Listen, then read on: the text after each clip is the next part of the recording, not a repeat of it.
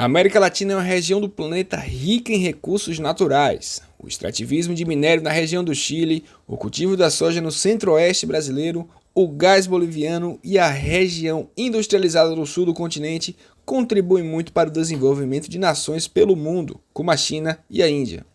Entretanto, todo esse potencial fica comprometido com a falta de infraestrutura adequada nos países latinos, tanto na hora de escoar essa produção para o mundo, quanto no ato da produção. Essa precariedade também é perceptível nas áreas urbanas, com cidades inteiras em processo de favelização e insuficiência na prestação de serviços civis. Mas afinal, por que isso está acontecendo na América Latina? Tem gente que está superando isso? E o que podemos esperar para o Brasil? A América Latina tem um histórico de colonização do tipo de exploração, que é aquele que a nação colonizadora pretende apenas explorar os seus recursos, sem se importar em desenvolver o local. Nesse sentido, temos o nosso primeiro vilão. Não temos um histórico de desenvolver o local e nos acostumamos com a infraestrutura inadequada. Isso repercute também na nossa produtividade. Fica difícil atrair investimentos em um lugar que o investidor não consegue observar o meio de obter lucro. Mas devemos ter em mente que isso não é justificativa para nossa situação precária.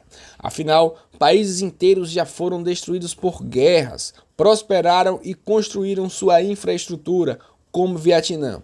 E outros países também foram explorados e, com o tempo, fizeram sua infraestrutura, tanto energética, de escoamento, civil e etc.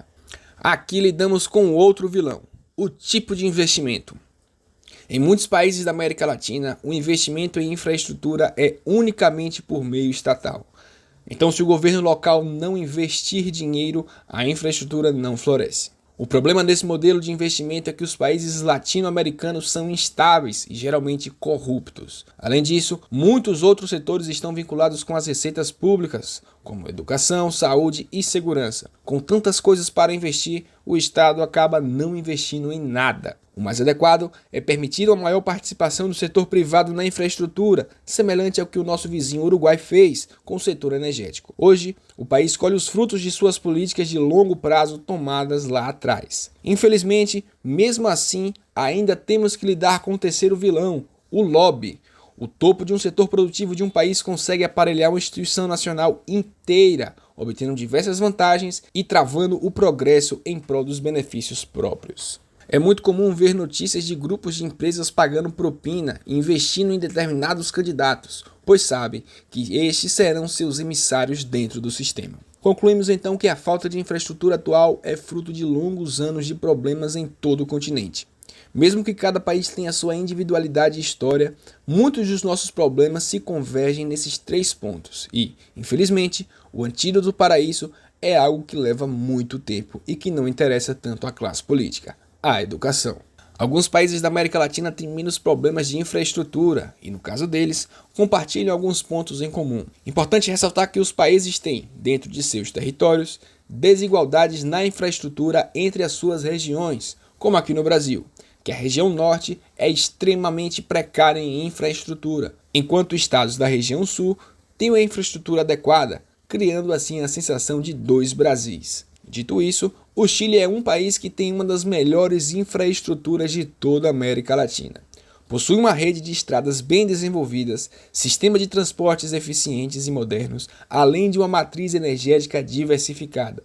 Seu maior setor produtivo é a indústria de mineração, o que levou o país a desenvolver uma longa cadeia de escoamento, além de ter um extenso litoral que permite contato direto com a Ásia, onde China, Japão e outros países podem comercializar com mais facilidade as suas commodities. O Uruguai também tem uma rede de infraestrutura adequada, como por exemplo o Porto de Montevidéu, que é o mais moderno da América Latina e consegue sozinho lidar com mais de 1 milhão de contêineres por ano. O Uruguai é um caso curioso, onde a iniciativa privada consegue trabalhar em conjunto com o governo, tanto no investimento direto quanto na administração de diversas obras como aeroportos, portos e ferrovias. Em termos de energia, o país também chama atenção. Graças a uma política instituída em 2006 e a sua continuidade, o setor privado participou ativamente do setor energético do país, que hoje colhe os frutos dessa medida. Lembrando que esses dois países são considerados os mais desenvolvidos do continente, e não à toa, são os que possuem os melhores indicadores educacionais e institucionais.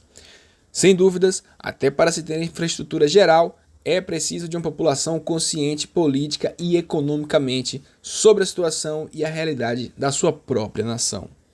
Infelizmente, falar de infraestrutura no Brasil é colocar a palavra falta no meio.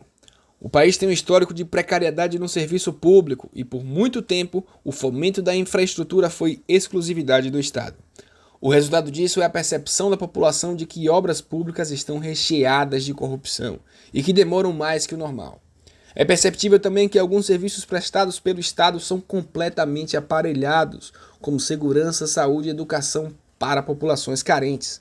Para piorar, o mundo passa por uma efervescente mudança na sua economia e ordem global, com a ascensão da indústria 4.0 e as novas formas de consumo pelo mundo. Para meramente acompanhar, o país precisa de um investimento em infraestrutura geral na casa dos 3 trilhões de reais. Ou seja, não estamos falando de uma projeção de crescimento, mas sim o quanto se precisa para alcançar a normalidade. Essa situação mostra a brutalidade do buraco do qual nós nos encontramos. Somente para manter a atual infraestrutura do país é necessário 423 bilhões de reais, o que sobrecarrega ainda mais o ente público, que sem poder retrair suas despesas, se vê obrigado a negligenciar setores inteiros do país, como a nossa infraestrutura. Entretanto, se copiássemos o modelo uruguaio, poderíamos até ter algum êxito, porém, seria esperada uma chuva de corrupção entre empresas e entidades públicas.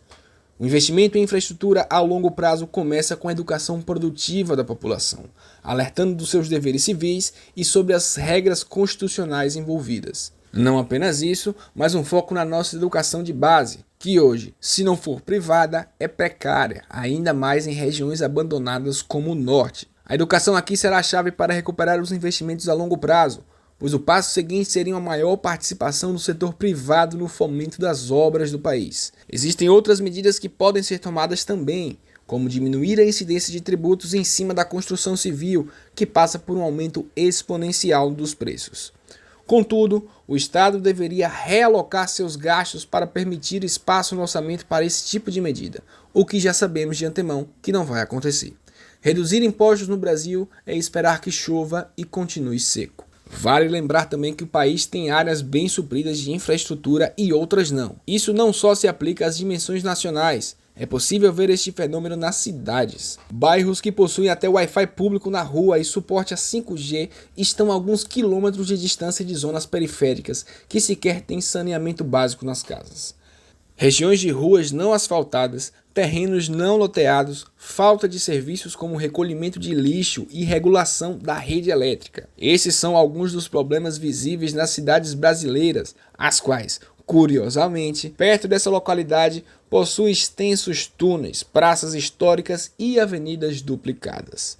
Essa desigualdade urbana se reflete em todo o país e escancara quem mais sofre com a falta de infraestrutura. A esperança é que a geração futura possa começar uma nova era no país, ao escolher melhor os personagens políticos para assim iniciar uma transformação que levará décadas, até que o Brasil esteja em uma condição agradável de vida para o cidadão médio. E você?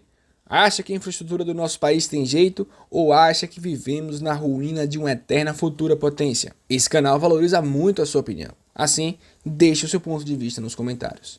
A todos, um grande abraço.